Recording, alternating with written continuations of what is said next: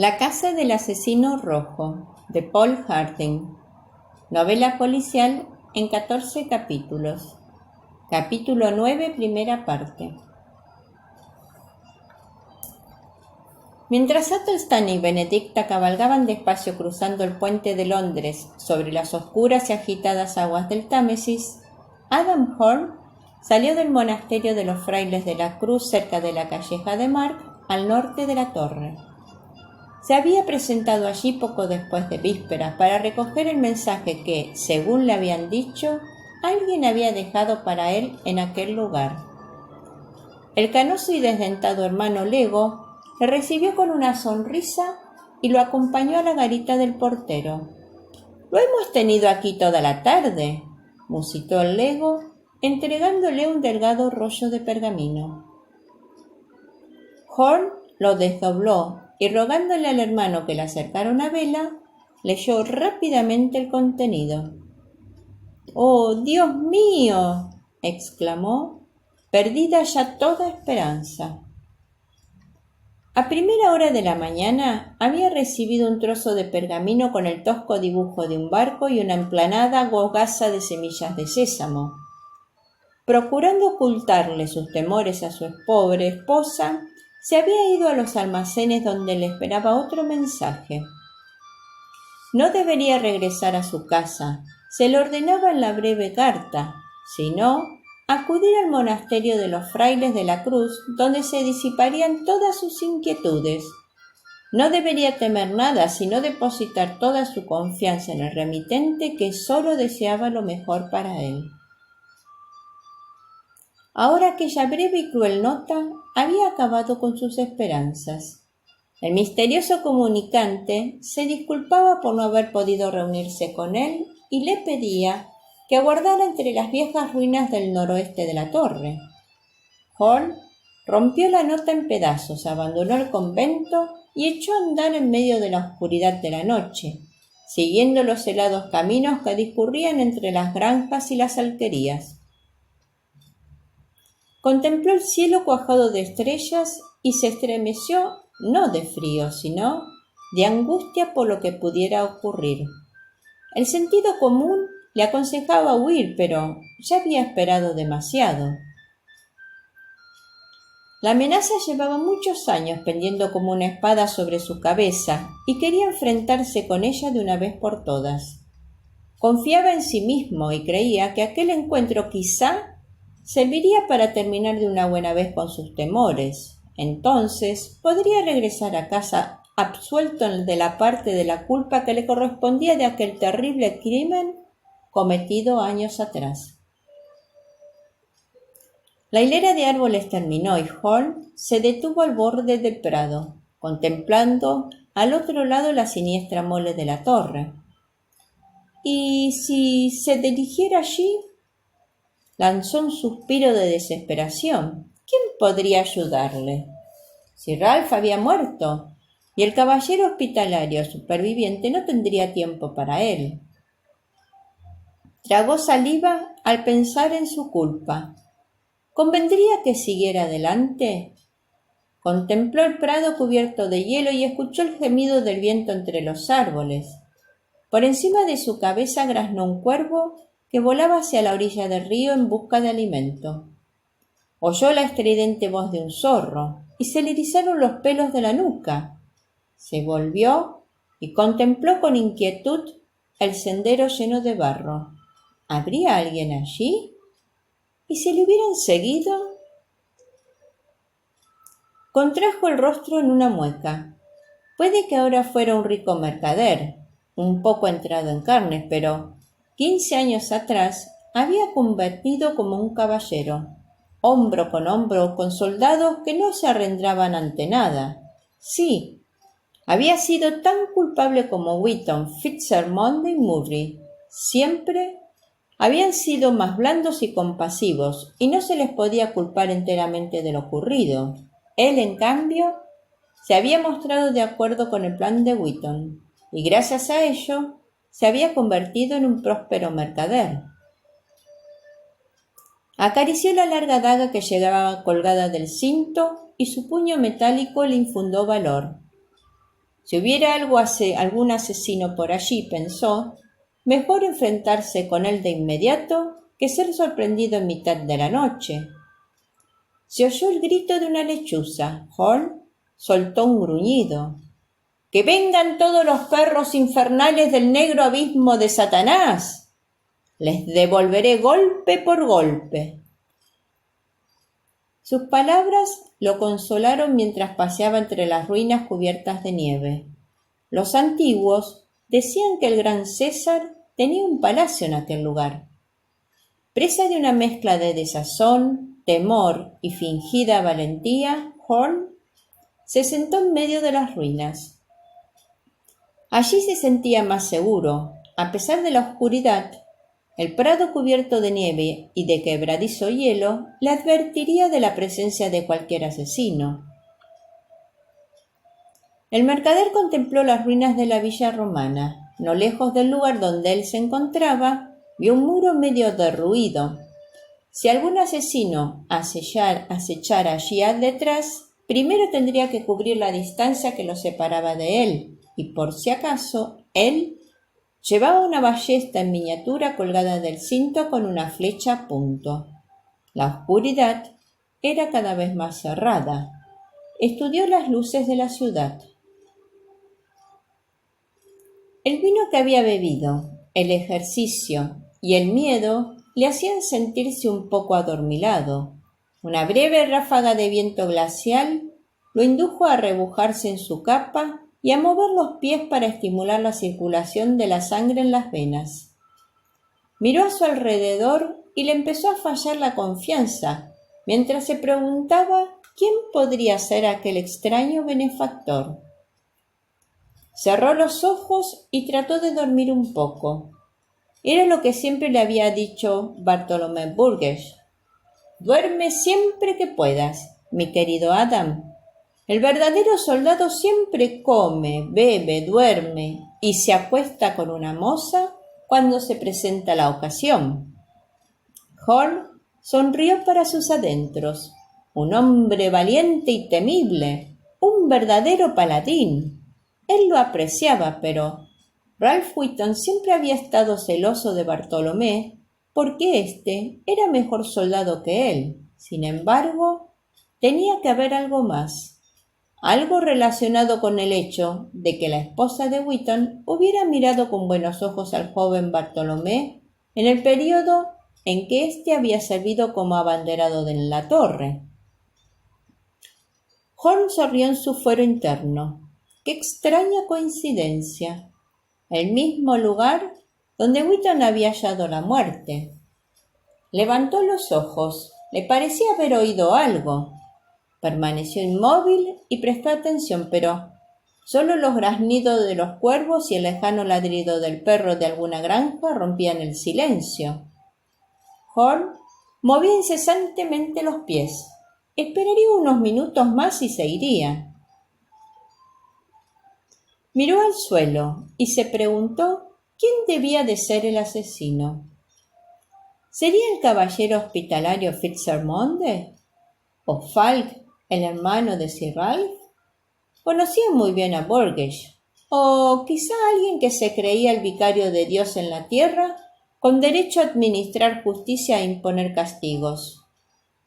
¿Y si Burgess hubiera sobrevivido?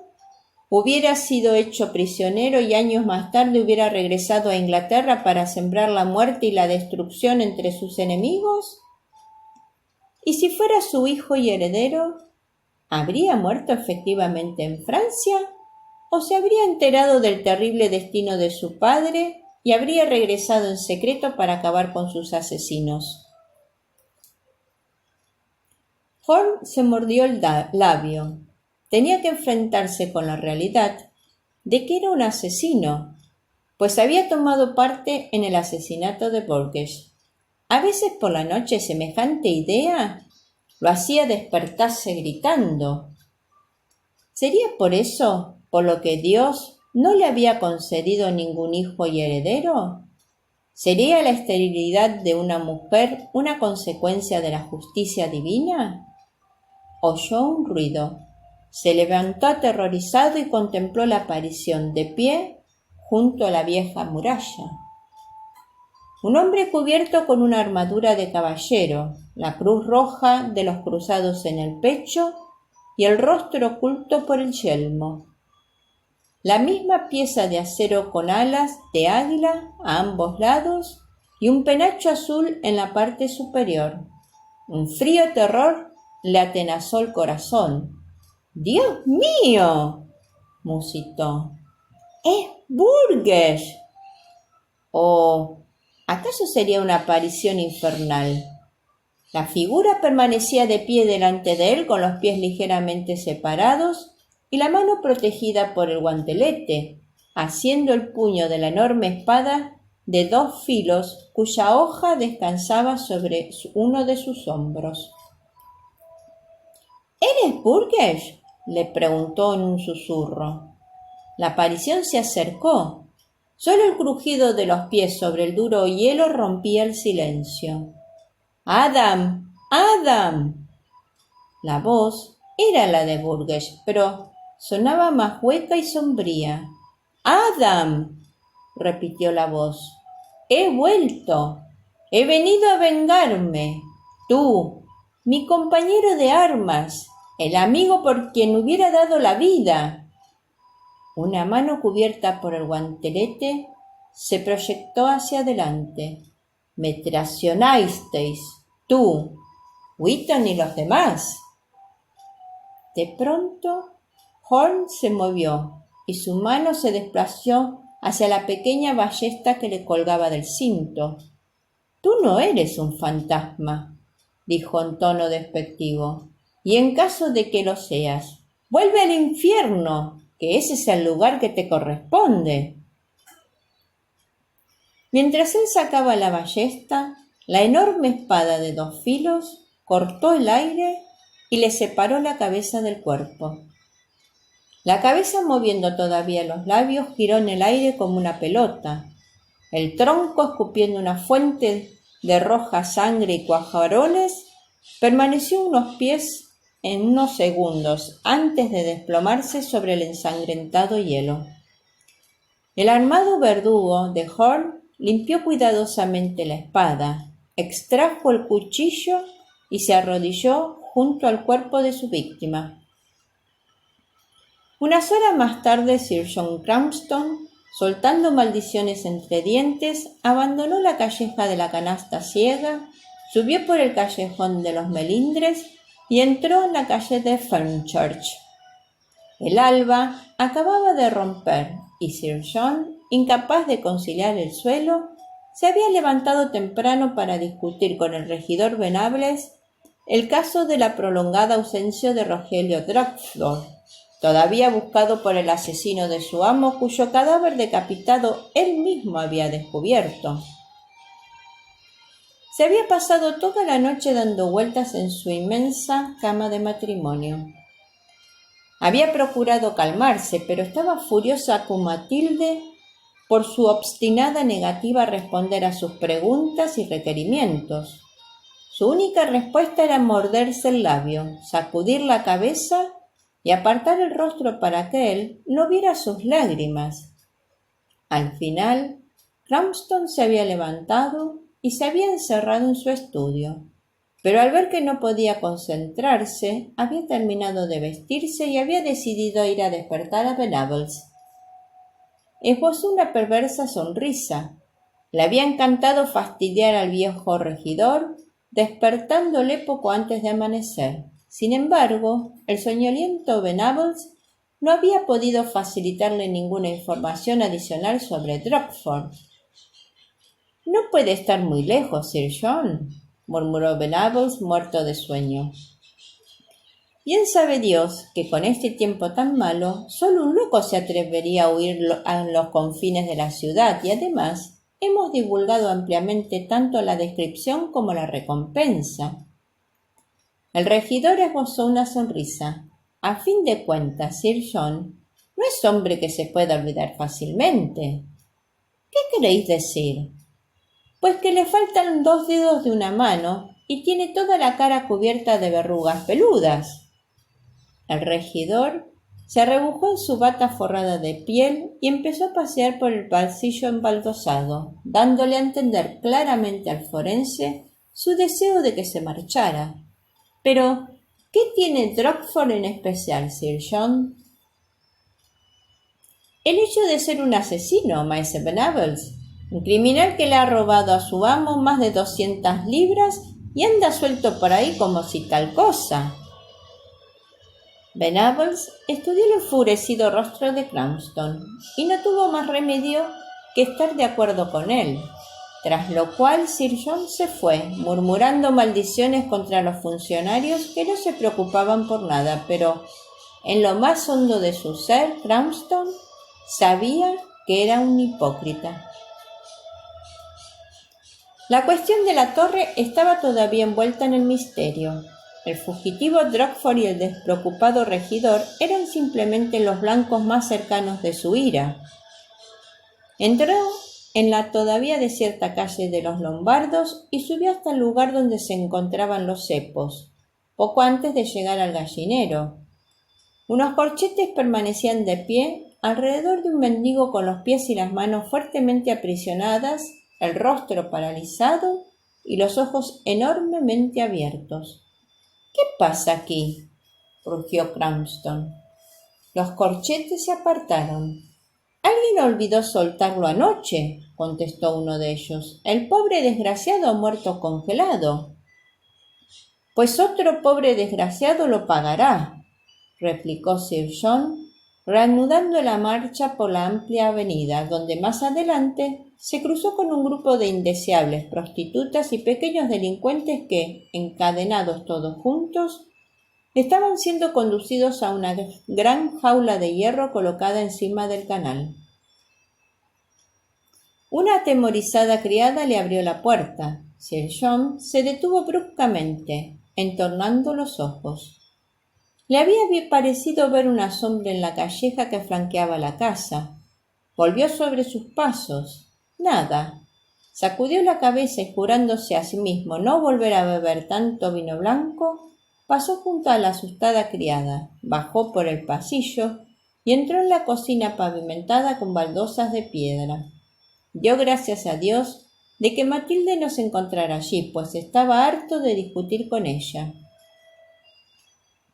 —¿Algún recado? —le ladró a Leaf, todavía sentado tranquilamente en su rincón preferido de la gran chimenea. El mendigo cojo levantó la vista del cuenco de verdura y carne con especias y sacudió la cabeza. —No, Sir John —contestó—, pero he sacado brillo a todos los cachorros del peltre. —Muy bien —rezongó Cranston—, menos mal que hay alguien que trabaja en esta ciudad. El forense se llenó una copa de vino y tomó una pequeña barra de pan blanco que la cocinera había puesto a enfriar sobre la mesa de la cocina. Después se comió unos cuantos bocados de pan y bebió ruidosamente unos tragos de vino con los ojos clavados en el fuego de la chimenea. ¿Qué podía hacer?, se preguntó. Las muertes de Wheaton y Murray en la torre seguían siendo tan misteriosas como al principio. Tampoco había conseguido encontrar a Horne. Sabía que sus superiores del ayuntamiento, y peor todavía, el regente del Palacio de Savoy, no tardarían en pedirle cuentas sobre su actuación. Oyó una brusca llamada a la puerta. —¡Abre tú, Leaf! —gruñó—. Yo estoy muerto de frío. Leaf le miró con expresión compasiva. —¡Que vayas a abrir, te he dicho, holgazán! —rugió Cranston. —En esta casa hay algo más que hacer que sentarse en el suelo y llenarte la boca con toda la comida que tus pegajosos dedos puedan coger. Leaf lanzó un suspiro, posó el cuenco en el suelo y abandonó la cocina. Cranston oyó abrirse la puerta y el renqueante regreso del mendigo. —¿Qué era? —preguntó guiándole pícaramente el ojo a la criada, que también había salido presurosa a ver quién era. La muchacha le miró con inquietud y Cranston se maldijo en su fuero interno. Estaba asustando a todo el mundo con su mal humor. Tendría que moderarse. ¿Y si le pidiera ayuda a Athelstan? —¡Vamos, hombre! ¿Quién era? Nadie, Sir John. ¿Qué quieres decir? Pues que no había nadie. Leaf se apoyó en el marco de la puerta. Solo esto, añadió, sosteniendo en algo una gastada bolsa de cuero con unas oscuras manchas de líquido en la parte inferior. No había nadie, solo esto, repitió Leaf. Pues ábrelo de una vez, hombre, gritó Cranston en tono irritado, volviéndose de espaldas para llenarse de nuevo la copa. Giró en redondo al oír el horrorizado grito de Leaf y el sordo rumor del cuerpo de la sirvienta al caerse al suelo desmayada. El mendigo estaba petrificado y sus ojos contemplaban horrorizados la mano levantada en la que sostenía por el cabello la decapitada cabeza de Adam Horn, regente y mercader. Cranston había visto muchas cabezas decapitadas, tanto de taberneros asesinados como de nobles ejecutados en Tower Hill, pero aquello era algo auténticamente espeluznante, no tanto por los ojos entornados y el cuello del que todavía goteaba sangre, sino por la boca abierta a la fuerza, en cuyo interior habían introducido los restos mutilados de los órganos genitales del mercader. Cranston tomó la cabeza que sostenía el aterrorizado mendigo, la introdujo de nuevo en la bolsa, se inclinó sobre la muchacha que todavía estaba desmayada y llamando a gritos a Matilde, echó a correr por el pasillo hacia la puerta. La abrió de par en par y bajó corriendo por Cheapside, pero la nevada avenida estaba todavía desierta y no se veía ni rastro del misterioso visitante. Cranston se detuvo y empezó a experimentar unas fuertes náuseas mientras el estómago se le encogía como un trapo mojado al percatarse del verdadero alcance de lo que acababa de ver. ¡Qué hijo de puta! ¡Dios mío!, musitó. ¡Ayúdanos, señor! Regresó tambaleándose a la casa. Pálida como la cera, Matilde le esperaba al pie de la escalera. ¿Qué ocurre, Sir John? Regresad a vuestra estancia, mujer, le gritó Cranston, y no os mováis de allí. Después se volvió hacia los mozos y criados que se habían congregado alrededor de la puerta de la cocina. Tú, le dijo a uno, ve a buscar a un médico, y vosotras, le dijo a las cocineras y a su ayudante, llevad a la chica a la solana. Ayudaron a la muchacha semiconsciente a levantarse y Cranston entró de nuevo en la cocina. Leaf permanecía sentado en un escabel tan inmóvil como si lo hubieran empalado. La bolsa con su horrendo contenido se encontraba en el mismo lugar donde Cranston la había dejado. El forense empezó a ir de un lado para el otro. Se rasuró, se cambió el jubón, se ajustó alrededor de la cintura el cinto de la espada y tomó la más gruesa de sus capas, descolgándola de un gancho que había a la entrada de la despensa. Encontró un pedazo y pesado saco de harina en una de las despensas exteriores de la casa e introdujo cuidadosamente en él la gastada bolsa de cuero. «Leaf», le ordenó al mendigo, «dile a Lady Matilde que voy al ayuntamiento y después a Southwark». El mendigo, habitualmente locuaz, se encontraba todavía bajo los efectos de lo que había visto, por lo que se limitó a asentir en silencio con la cabeza, mirando boquiabierta a Cranston mientras éste se echaba el saco al hombro. «Oye, Leaf», añadió el forense, volviendo la cabeza y mirando con una perversa sonrisa al mendigo. «Todavía queda un poco de estofado, si te apetece». Leaf apartó el rostro, reprimiendo el impulso de vomitar mientras Cranston abandonaba a toda prisa la casa, soltando imprecaciones contra todo el mundo. En la iglesia de San Encorvaldo, Athelstan acababa de terminar la misa de difuntos y estaba bendiciendo el cadáver de Borrachín, un viejo beodo que vivía en el sótano de la taberna de Caballo Pío.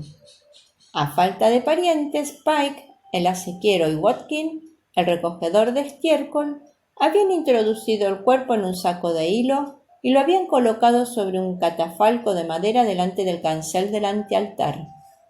Athelstan había establecido unas normas muy estrictas. Cualquier pobre que muriera en la parroquia tenía derecho a ser enterrado dignamente y Borrachín entraba dentro de aquella categoría. El fraile hizo la señal de la cruz sobre el cadáver y lo roció con la vara del alpergues. A su alrededor, los feligreses, entre los cuales se encontraba Benedicta, le oyeron instar al alma a reunirse con Jesucristo mientras él suplicaba a las milicias celestes que salieran al encuentro del alma del desventurado, la condujeran al paraíso y no permitieran que cayera en manos de Satanás. Athelstan hizo una pausa. ¿Y el cuerpo?, se preguntó, ¿estaría a salvo? Se miró los dedos y observó que tenía las yemas manchadas de yeso. ¿De dónde habrían salido?, pensó. ¿No lo tenía durante la misa? «Padre», le dijo el monaguillo Cran en voz baja. Athelstan levantó la vista sobresaltado. «¡Padre!», repitió el chico, mirándole con una traviesa sonrisa. «¿No habéis terminado la oración?».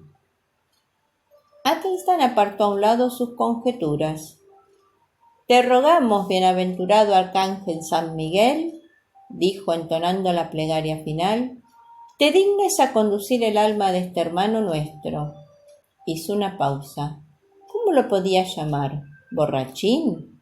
¿Qué pensarían los ángeles de semejante nombre? «Que te dignes a conducir el alma de nuestro hermano Borrachín», añadió en tono desafiante, «al seno de Abraham». Miró con expresión provocadora a los fieles, pero éstos se habían arrodillado y mantenían las cabezas inclinadas para ocultar sus sonrisas. Athelstan procuró disimular su turbación y les hizo señas a Pike y a Watkin de que levantaran el catafalco y lo siguieran hasta el cementerio junto con Crim, el cual estaba guardando con un cirio en la mano. Fuera, el viento apagó la llama del cirio. Crim resbaló sobre el hielo y cayó de espaldas soltando unas maldiciones tan graciosas que Athelstan tuvo que hacer un esfuerzo para reprimir la risa. Cruzaron el solitario cementerio hasta llegar a la somera fosa que Pike había cavado en la tierra. Athelstan vio a dos leprosos envueltos en sus capas en las inmediaciones del osario. Recordó de repente la rama que había utilizado para introducir las sagradas formas a través de la abertura del muro para que los leprosos pudieran comulgar.